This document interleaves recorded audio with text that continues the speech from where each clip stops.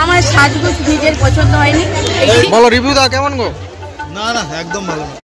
মাঠের ধারে শ্বশুরবাড়ি হওয়ার সুবাদে আমার কিন্তু প্রত্যেকটা চাষাবাদের কাজগুলো এখন প্রত্যেক নজরেই চোখে পড়ছে, যেটা আগে এতটা পড়তো না। হয়তো টুকিটাকি কিছু জানতাম বা চোখে দেখতাম মাঝে মাঝে, তবে এখন সবসময়ই যেন এইগুলোই দেখতে পাই। ওই যে ব্যানতলা রোয়া হবে, নতুন ধানের চারা বোনা হয়েছে ধান চাষ করার জন্য। এই দেখো জমির এখন আলগাগুলোকে ছিঁড়ে নেওয়া হচ্ছে। ছিঁড়ে নিয়ে আবার কি করছে জানো, মাঠের মধ্যেই এইভাবে আগুন লাগিয়ে দিচ্ছে। আমার তো এমন অভিজ্ঞতা কখনোই ছিল না, তবে প্রথমবার আমি চোখের সামনে দেখলাম এবং বেশ আমার কাছে তো নতুনত্ব লাগলো। তারপর অনেক জমিতে ধানের এই চারা বোনা হয়ে গেছে, কিছু জমিতে বুনছে, আবার কিছু জমিতে বড় বড়ও হয়ে গেছে। ঠিক এইভাবে ঠিক কষ্ট করে চাষিরা কিন্তু ধানের জমিতে এইভাবে পুঁতে দেয়। Welcome back to my channel Rakai blog. আশা করি তোমরা সবাই খুব ভালো আছো, সুস্থ আছো, আমরাও সবাই খুব ভালো আছি। আর চলে এসেছি আজকে একটা নতুন ব্লগ নিয়ে। আর হ্যাঁ, ভাইজাগ থেকে আসার পরে এটা আমার ফার্স্ট ব্লগ, অনেক দিন পর আজকে ব্লগটা স্টার্ট করছি। সো চলো, আর আজকে একটুখানি বেরিয়েছি, আমি একটু একাই বেরিয়েছি। সো চলো, তো এখানে আমি টিকিটটাও কেটে নিয়েছি। আর এই যে এখানে অনেক ছোট ছোট ছানা হয়েছে, আর ছানাগুলোকে দেখতে খুব খুব খুব কিউট, বাট এখন ঘুমোচ্ছে ওরা। সো চলো যাওয়া যাক। এখন তো মহাকুম্ভের মেলা হচ্ছে, সবাই সেটা জানো, আর সবাই কম বেশি যাচ্ছে। আমারও শ্বশুর শাশুড়ি গিয়েছিল, তারা বাড়ি চলে এসেছেন। আর যতটুকু পারছি সবার কাছে প্রসাদটা পাঠিয়ে দেওয়ার চেষ্টা করছি। আমিও আজ বেরিয়েছি একটু প্রসাদ বিতরণ করতে, আর নিজের কিছু পার্সোনাল কাজ আছে সেই জন্য। আর মহাকুম্ভের মেলায় আমার বড়ের একটু যাওয়ার ইচ্ছা ছিল, কিন্তু আমাদের এখন অসুখ চলছে, মানে পাড়ায় একজন মারা গিয়েছেন, সেই জন্য সো যেতে পারলাম না। তবে আমরা আমাদের জন্মে আর পাবো না, কারণ 144 বছর পর আবার হচ্ছে। আর তবে অনেকেই যাচ্ছে আশেপাশে, আর প্রচণ্ড তো ভিড় হচ্ছে, সেটা আমরা সবাই দেখতে পাচ্ছি।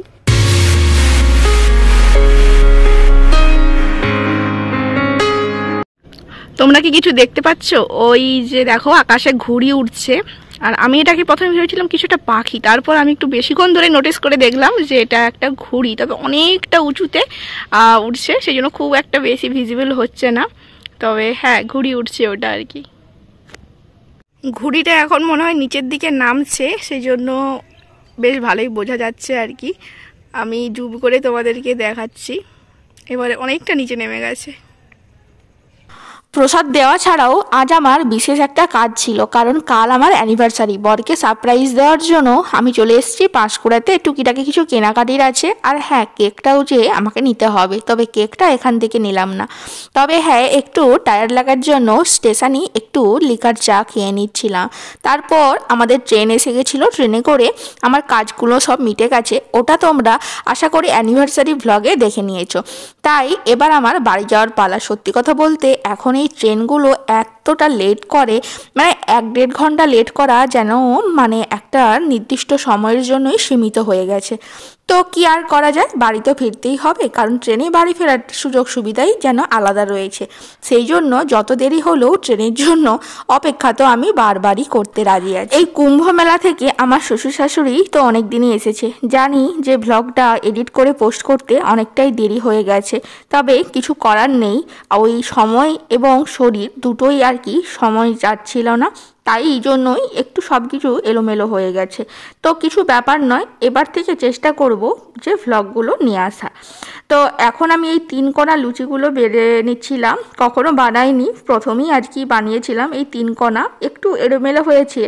আসলে মা আজকে একটুখানি ঘুগনি পাঠিয়েছে, কারণ আমার শাশুড়ি মার ঘুরে আসার পর থেকে শরীর একটু অসুস্থ হয়ে গেছে, সেজন্য ঘুগনি পাঠিয়েছে। আমি বললাম যে ঠিক আছে, আমি একটু এই ছোটোখাটো লুচিগুলো বানিয়ে নিচ্ছি।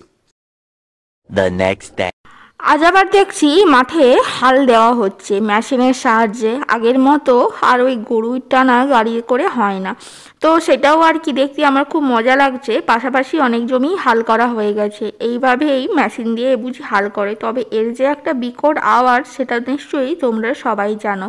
তবে হ্যাঁ, আমার যেহেতু প্রথম এক্সপিরিয়েন্স এতটা কাজ থেকে, আমি সেই জন্যই তোমাদের সাথে একটুখানি শেয়ার করে নিয়েছি। তো চলো, আর বেশি দেরি করা ঠিকঠাক নয়। আজ একটু বাড়িতে স্ট্রবেরি এনেছিলাম, আর হ্যাঁ, একটুখানি ওটস দিয়ে স্ট্রবেরি মিল্কশেক বানিয়ে নিয়েছি। খেতে কিন্তু মন্দ লাগেনি। ঠিক আছে। আর এখানে আমাদের গাছে ফুল ফুটেছে, আর এগুলো ইনকা, সাইজগুলো খুব ভালো হয়েছে।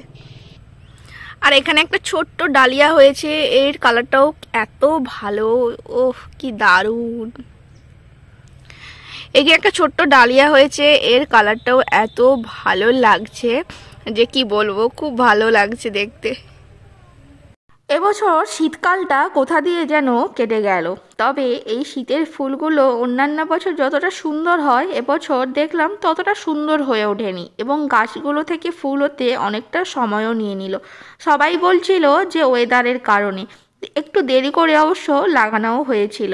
তো এগুলো তো শীতের সিজনের ফুল, আসলে শীতটা মনে হয় ভালোভাবে না থাকার জন্য ফুলগুলো খুব একটা ভালোভাবে বাড়তে পারেনি। তবে যেগুলো হয়েছিল সেগুলোই তোমাদের সাথে একটু শেয়ার করে নিয়েছি। শীতকাল মানেই তো বড়ি দেওয়া, তার উপর আমার শ্বশুরবাড়িতে একটু বড়ি দেওয়ার চল আছে, যেটা আমার বাপের বাড়িতে একদমই নেই বললে চলে। এখানে দেখছি মা এই গোটা খসা কলাইয়ের বড়িগুলোকে দেবে, আর সেই জন্য আগের দিন থেকে ভিজিয়ে রাখছে।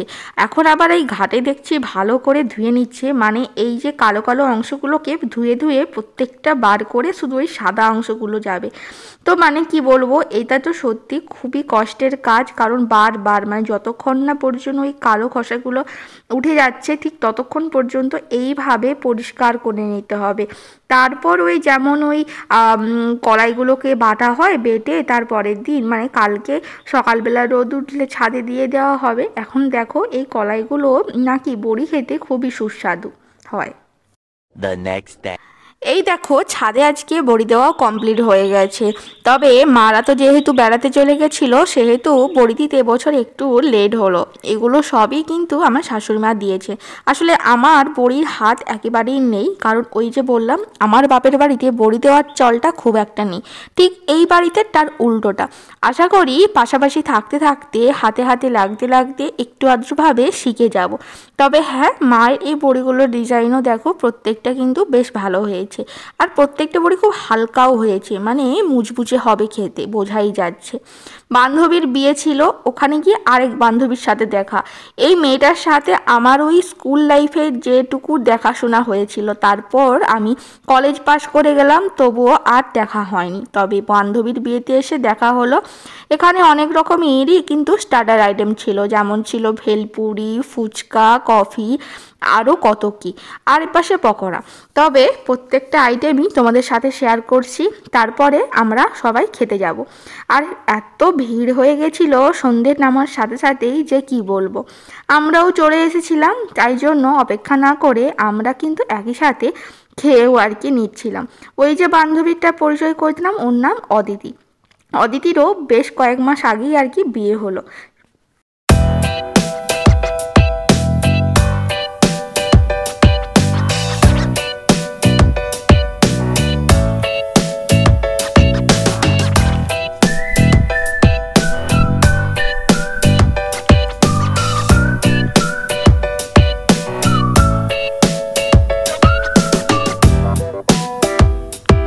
এই যে আজকের কোণে, হ্যাঁ এর নাম তনুশ্রী, আমার স্কুল লাইফের বান্ধবী।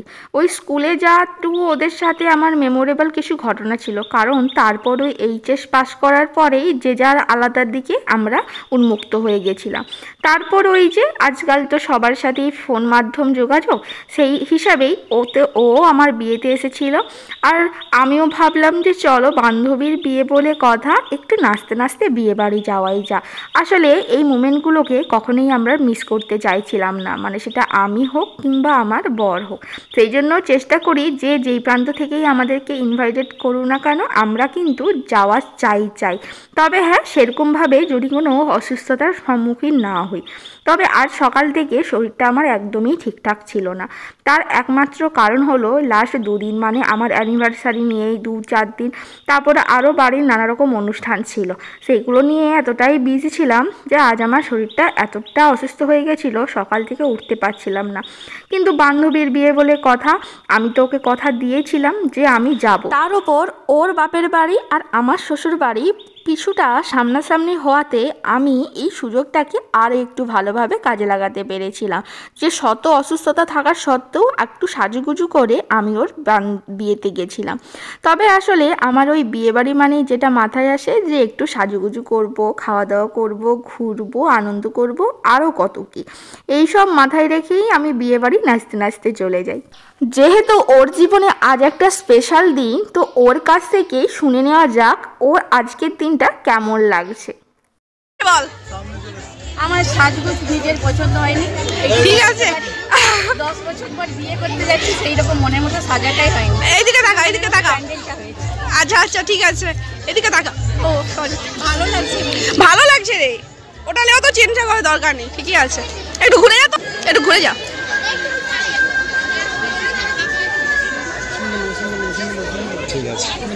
আসলে আমরা প্রথমে পকোড়া আর ভেলপুরি খেয়ে কিছু গল্প সল্প করে কনের সাথে প্রথমে দেখা করতে চলে গেছিলাম, কারণ ফুচকা কাউন্টার তখনও প্রচণ্ড ভিড় ছিল। এখনও এসে দেখছি ফুচকা কাউন্টারেই কিন্তু সব থেকে বেশি ভিড় রয়েছে।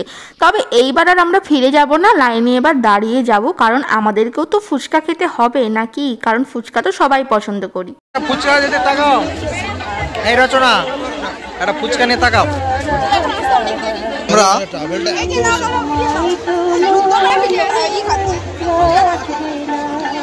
বলো রিভিউ দাও কেমন গো? না না একদম ভালো। এদিকে শুনতে পেলাম বরযাত্রীর সাথে বড় কিন্তু চলে এসছে, সেই জন্য আমরা আর কোনো দিকে সেই রকমভাবে লেট না করে এপাশে চলে এসছি, কারণ ওনারা দেখুন যে ঢুকে যাচ্ছে। তারপর আর কি, চলো কিভাবে ওর বরের এন্ট্রিটা হয় সেটাই দেখে নেওয়া যাক।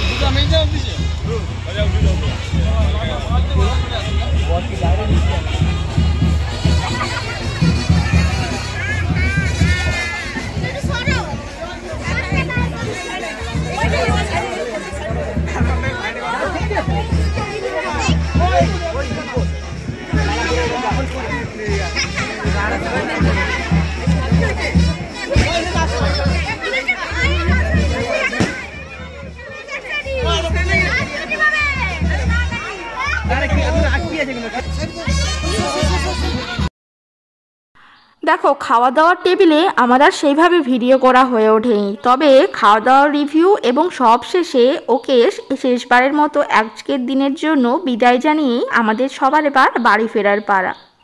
আজকে তো আমরা বিয়ে বাড়ি গেছিলাম, বান্ধবীর বিয়ে বলে কথা। আমরা এখন বাড়ি চলে এসেছি, আর সারা দিন আমার শরীরটা এত অসুস্থ ছিল, তবে বিয়ে বাড়ি আজকে যে যেতে পারবো এটা আমি সত্যি এক্সপেক্ট করিনি। তবে বান্ধবীর বিয়ে বলেই আমি চলে গেছি, মানে যেতে পেরেছি, একটা মনে একটা আলাদা রকম একটা স্পিরিট এলো দেখলাম, আর তারপরে আর কি চলে গেলাম। আর তনুশ্রী আর প্রদীপদা তোমাদেরকে অনেক অনেক কিন্তু শুভকামনা রইল, তোমরা সবাই খুব ভালো থেকো, সুস্থ থেকো, নতুন জীবনে অনেক অনেক শুভেচ্ছা আর এক ক্লাস ভালোবাসা। আর যারা যারা তোমরা দেখছো আর নতুন বিবাহিত কাপলদের, আর তাদেরকে উইশ করতে একদম ভুলো না তোমরাও। আর আজকের ব্লগে যদি কিছু ভালো লাগে, মানে আজকের ব্লগটা তো খুবই স্পেশাল, আমার অ্যানিভার্সারি থেকে শুরু করে বান্ধবীর বিয়ে পর্যন্ত, আর খুবই স্পেশাল কিন্তু আজকের এই ব্লগটা। আর অবশ্যই তোমরা লাইক শেয়ার সাবস্ক্রাইব করে দিও, যারা আমার চ্যানেলে নতুন আছো সাবস্ক্রাইব করে 5 টাকা বেল আইকনটা প্রেস করতে একদম ভুলো না। আর দেখা হচ্ছে তোমাদের সাথে নেক্সট কোনো একটা ব্লগে, ততক্ষণের জন্য টাটা।